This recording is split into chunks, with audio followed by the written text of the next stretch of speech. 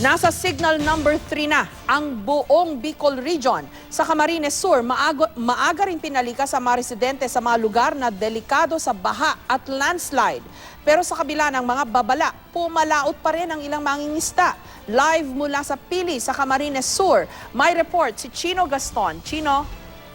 Ma'am Jess, unti-unti na nating nararamdaman itong malakas na buhos ng ulan at napakalakas naman na bugso ng hangin dito sa Camarines Sur at Camarines Norte dahil sa ngayong gabi ang inaasahang pagtama ng buong puwersa nitong nagdadaang bagyo kung kaya't magdamagan na ang pagbabantay ng mga tauhan ng provincial government sa magkabilang lalawigan kaakibat itong mga private volunteer groups, ang Red Cross at syempre ang ating mga uniformed services.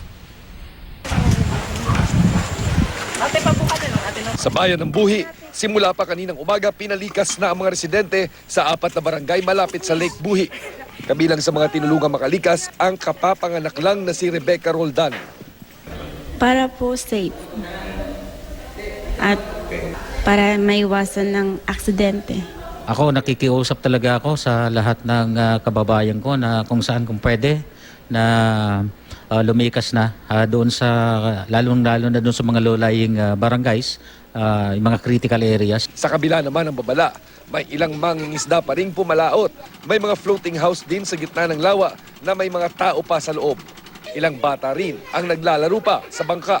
Higit 5,000 pamilya na ang nasa evacuation centers ng Camarines Sur, bunsod ng ipinatupad na preemptive evacuation ng lalawigan.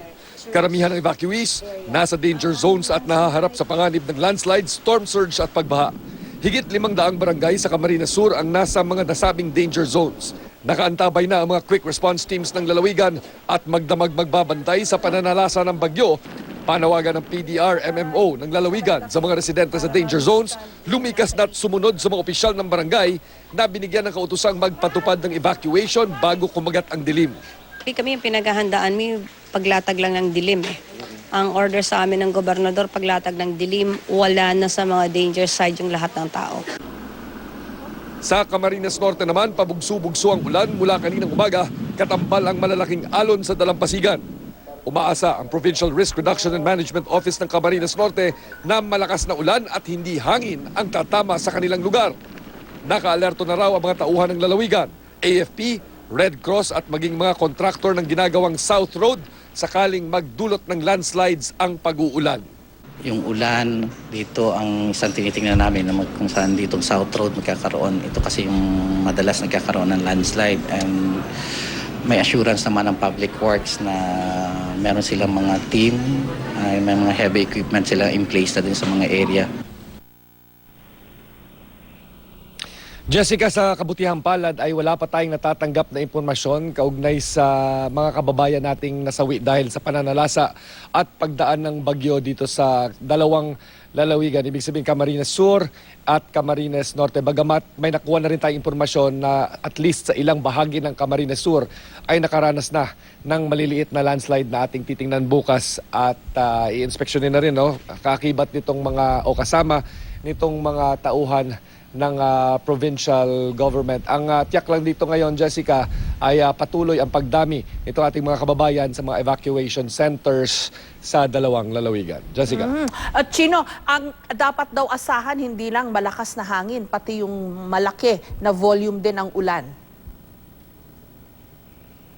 Yes, tama ka dyan, Jessica. Actually, mas concerned sila sa malakas na buhos ng ulan dahil yung geography nitong Camarines Norte at Camarines Sur, malaking bahagi nito ay bulubunduking lugar na maraming mga kalsada. Ika nga ng mga nakausap natin dito mga rescue personnel at maging mga tauhan ng provincial government, sanay na raw sila na tuwing malakas ang bagyo o malakas ang buhos pala ng ulan, ay tiyak na nagdudulot ito ng landslide. Kaya't kasama sa paghahanda ng dalawang probinsya ang pag-preposition ng mga heavy equipment, ibig sabihin mga construction equipment, mga backhoe, mga payloader, na siyang tutulong para mapabilis ang clearing ng mga kalsada na nagdudugtong sa dalawang lalawigan. Jessica? Ang dapat daw bantayan dyan, Chino, ay yung tinatawag nilang Rinconada area, yung mga bayan ng Baaw at yung Nabua, kasi madalas mataas daw ang baha dyan. At saka ang alam ko dyan, yung mga ilog, hindi dati, in the past, no, mabilis umakyat na yung baha dyan dahil silted yung mga ilog. Yes, tama ka dyan, Jessica, kasi pagpapaliwanag ng mga nakausap nating mga eksperto dito ay sinasabi nila, yung Kamsur daw talaga, ito yung parang catch basin, no? Marami o malaking volume ng tubig ang dumaraan dito sa Kamsur. Kung kaya't batay sa mga statistics na nakita nga natin o pinakita sa atin nitong Provincial Disaster Risk Reduction Management Office, ay marami na talaga sa mga kababayan nila ang na-identify nila na nasa mga danger zone, at kapag medyo malakas o inaasang malakas ang buhos ng ulan ay nagpapatupad na sila ng mga preemptive evacuation. Just to give you an idea, Jessica, yung mga kababayan natin dito sa Camarines Sur na prone to flooding, hindi pa dito kasama yung storm surge, aabot ng 519,000 individuals yung nakatira sa mga lugar kung saan may panganib ng pagbaha.